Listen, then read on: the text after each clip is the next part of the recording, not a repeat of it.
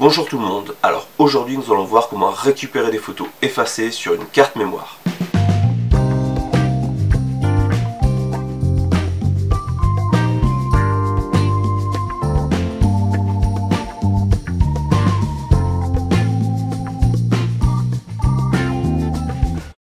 On se retrouve sur le bureau.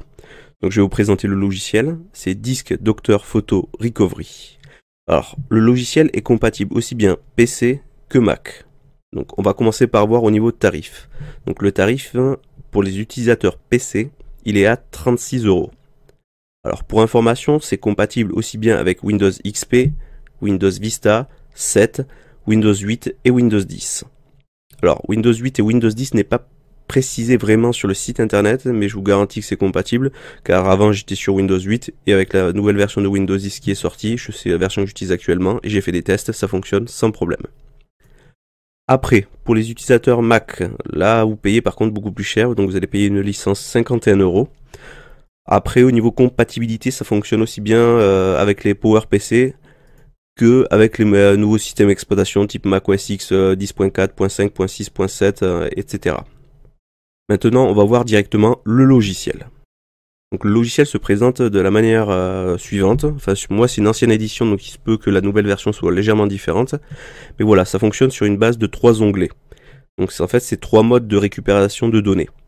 Donc le premier, celui-ci, va vous permettre de récupérer un fichier qui a été simplement supprimé de votre ordinateur. Le deuxième, lui, il va servir en fait quand vous avez justement formaté directement votre disque. Là, vous allez utiliser cette option-là. Dans le cas où vous avez formaté, réécrit, voire même reformaté encore une fois, là c'est la version avancée qu'on va utiliser. Donc là, ça va être dans le mode avancé, c'est quand même quelque chose d'assez poussé. Donc lui, le logiciel, il va tenter de récupérer tout ce qui est possible. C'est-à-dire, du moment qu'il y a une petite trace de données, il va le récupérer. Donc le logiciel, on va commencer nous avec un système de base, c'est-à-dire nous on va faire comme si on avait simplement effacé un fichier. Donc là moi je vais sélectionner cette option là. Alors on va sélectionner le volume. Alors à titre d'information, le logiciel n'est pas que pour les disques durs. Vous pouvez l'utiliser pour un disque dur interne, un disque dur externe, une clé USB, une carte mémoire. Alors au point de vue des cartes mémoire, ça fonctionne avec toutes les cartes mémoire, que ce soit une SD, micro SD, compact flash, des cartes Sony ou autres. Ça fonctionne parfaitement sur tout support. Donc imaginons que mon volume H, ce soit une clé USB ou une carte mémoire, bon ça fait 500 Go, mais bon, imaginons que ce soit le volume qui nous intéresse. C'est sur celui-ci que sans faire exprès, j'ai effacé une photo. Donc on va faire suivant. Ce qui n'est pas précisé dans le titre du logiciel, c'est qu'en fait il s'appelle Photo Recovery, mais en fait il va vous permettre de récupérer aussi bien de l'audio que de la vidéo. Alors l'audio ça va pas être vraiment très utile, hein, mais bon, c'est toujours présent, ça permet de récupérer du MP3, du Wave, etc. Le côté vidéo, lui, va être intéressant justement dans le cas où si vous faites des vidéos avec votre réflexe numérique, votre compact, ou votre bridge ou autre, votre appareil numérique justement, c'est que vous allez enregistrer souvent des vidéos format MPEG 4, MPEG, AVI. Donc ce qui fait que vous allez pouvoir récupérer ces petites vidéos là. Donc maintenant on va parler vraiment de ce qui nous intéresse, les photos. Alors au point de vue des photos, il va récupérer pas mal d'extensions. Il va permettre de récupérer les fichiers classiques, type JPEG, TIFF, GIF, PNG, BMP. Mais en plus, le logiciel va récupérer les fichiers propriétaires. Alors qu'est-ce que j'entends par propriétaire?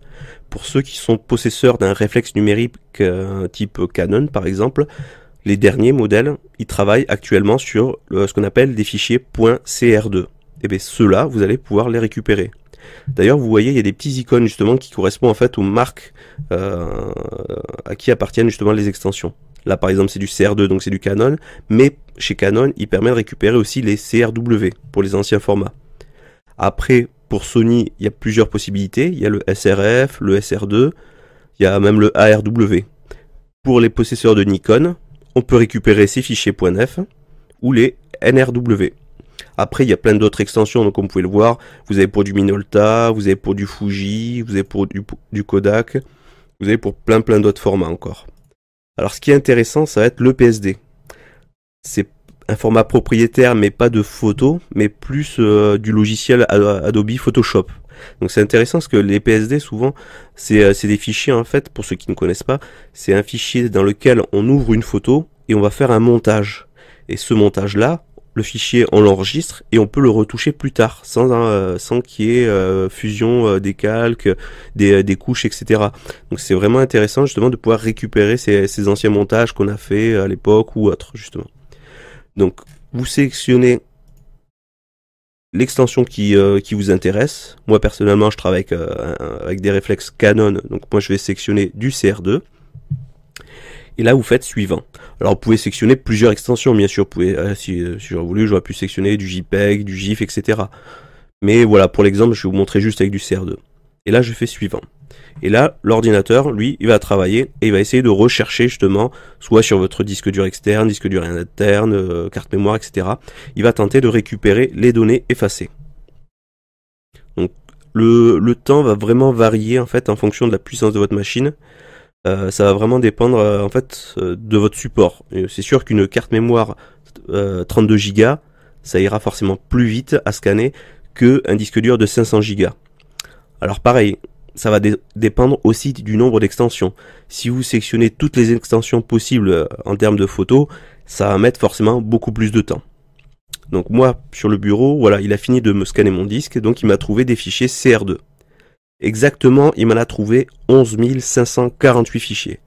Bon, c'est un peu normal parce que c'était sur un disque sur lequel j'ai effacé les photos parce que je les ai transférées sur un autre. Donc, il m'a quand même récupéré toutes ces... Enfin, là, actuellement, il les a pas récupérées, mais il me les a détectées. Maintenant, il me reste juste à les récupérer. Alors, l'avantage qu'il y a de récupérer des données quand c'est juste effacé, c'est qu'il va nous conserver les noms des fichiers. Là, par exemple, on peut voir voilà que le fichier s'appelle img5549.cr2. Quand vous récupérez des fichiers après un formatage ou dans un mode avancé, le problème qui va se passer, c'est que vous allez perdre le nom du fichier. Vous allez, au lieu d'avoir img5549.cr2, par exemple, je vais avoir un fichier qui va se nommer file.cr2. File 2.cr2, file 3.cr2, etc. Donc pour ceux qui par exemple ont fait un dossier genre vacances à la montagne et avec dedans le nom des fichiers, etc. Mais quand vous allez tenter de récupérer toutes ces données là, lui il va pas vous faire un dossier avec vacances à la montagne, etc. Lui il va récupérer tout ce qu'il y avait sur votre support et tout mettre mais vraiment en vrac. Il va vous mettre file 1, CR2, file 2, CR2, etc. quoi. Donc ça va être vraiment du vrac. Donc l'inconvénient quand c'est vraiment après formatage, c'est que vous allez devoir faire vraiment beaucoup de tests. Il va falloir vérifier chaque photo pour les renommer éventuellement.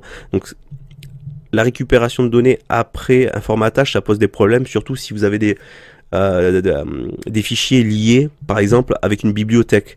Par exemple, si vous utilisez Lightroom, comme moi, par exemple, toutes mes photos sont dans ma bibliothèque Lightroom. Donc, tout le lien qui se fait entre le logiciel et les photos, c'est par le nom des fichiers.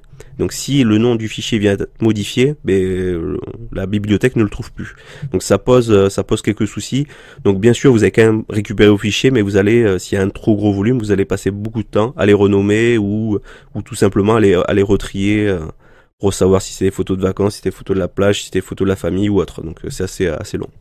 Là, si je venais à vouloir récupérer les fichiers, en fait, j'ai juste à faire suivant. Enfin, bien sûr, il faut sélectionner les photos que vous voulez sélectionner, que vous voulez récupérer. Vous faites suivant. Et là, vous allez sélectionner en fait le disque sur lequel vous allez vouloir copier. Donc là, nous, on va faire une simulation qu'on veut le mettre ici. Alors par contre, ce qu'il faut faire, si vous récupérez des données qui sont sur une carte mémoire, ne les renvoyez pas sur votre carte mémoire. Il faut les renvoyer justement sur un disque dur externe, une clé USB ou un disque dur interne. Pareil, si c'est sur votre disque dur principal, il faut renvoyer vos fichiers sur une clé USB. Il faut jamais les renvoyer sur le même support en fait. Donc il faut toujours effectuer voilà une petite clé USB, un petit disque dur externe à côté et vous renvoyez les données dessus. Donc après, une fois que j'ai choisi mon extension, j'ai juste à faire Save et là ça va commencer à faire la récupération de données. Donc c'est un logiciel qui est vraiment pratique, moi je l'utilise depuis pas mal d'années. J'ai récupéré à titre d'information sur une vieille carte compact flash, parce que j'en ai une dizaine pour mon vieux numérique, justement pour mon vieux 350D. Et justement je savais que j'avais des photos qui étaient dessus, que j'avais gardées il y a des années mais que j'avais formaté entre temps, parce que j'avais réutilisé l'appareil. Et justement, j'ai fait un test avec le logiciel et j'ai pu récupérer des photos. Alors à titre d'information, c'était des photos que j'avais fait entre 2007 et 2008. Et j'ai pu récupérer justement la totalité de mes photos. J'étais assez surpris, je pensais justement en récupérer qu'une ou deux, sachant que sur cette carte mémoire là, j'avais formaté, j'ai dû formater au moins 2-3 fois, plus j'avais réécrit parce que j'avais fait des photos quoi. Donc c'est un logiciel qui est vraiment pas très cher je trouve, et qui est vraiment très performant. Alors, il existe d'autres logiciels qui vont vous récupérer justement la totalité de vos fichiers, par exemple que ce soit des fichiers, des PDF, des documents, etc. Mais par contre, l'avantage de celui-ci, c'est qu'il est vraiment orienté sur ce que vous cherchez vous. C'est-à-dire, il va pas tenter de scanner des fichiers texte, des fichiers doc, des fichiers PDF, des fichiers art, etc. Lui, il va vraiment vous rechercher purement pour la photo, un peu de musique éventuellement si vous sectionnez, et de la vidéo. Donc c'est vraiment un logiciel qui sera vraiment beaucoup plus pointu que d'autres logiciels comme Easy Recovery, etc. Donc voilà, donc j'espère que le petit logiciel vous aura plu. Vous pouvez télécharger la version de démonstration, donc je vous mets le lien dans la description de la vidéo. Faites un test, normalement sur les versions de démonstration j'ai pas fait le test, mais je pense que vous allez pouvoir scanner vos supports et il va vous dire justement voilà il y a tel ou tel fichier, mais vous ne pourrez pas les sauvegarder tant que vous achèterez pas de licence justement. Mais ça vous permet de le tester pour voir un petit peu justement si c'est si vous le trouvez bien ou pas quoi. Moi personnellement je l'utilise, je le garde. Et je sais qu'il m'a rendu 2-3 services. Alors c'est pas un logiciel bien sûr qu'on va utiliser tous les jours, mais c'est un logiciel, c'est bien de l'avoir. Quand ça arrivait des fois même à certains youtubeurs, je citerai pas le nom justement, qui ont sans faire exprès formaté leur carte mémoire, et justement avec un logiciel comme ça aurait pris 5 minutes, il aurait pu récupérer la totalité de ses données. Plutôt que de devoir refaire un shooting. Le truc c'est ça, c'est que quand vous partez sur un déplacement avec des frais, des accessoires, etc., refaire le même shooting, c'est énormément de boulot quoi. Donc du coup voilà, là il y a un simple logiciel, ça permet de récupérer la totalité des données. Donc voilà, je vous laisse le tester, je vous laisse mettre un petit commentaire, un petit like. Si vous voulez mettre des commentaires pour ceux qui auront testé le logiciel, n'hésitez pas. Et puis moi je vous laisse. Sur ce, portez-vous bien, sortez et faites des photos.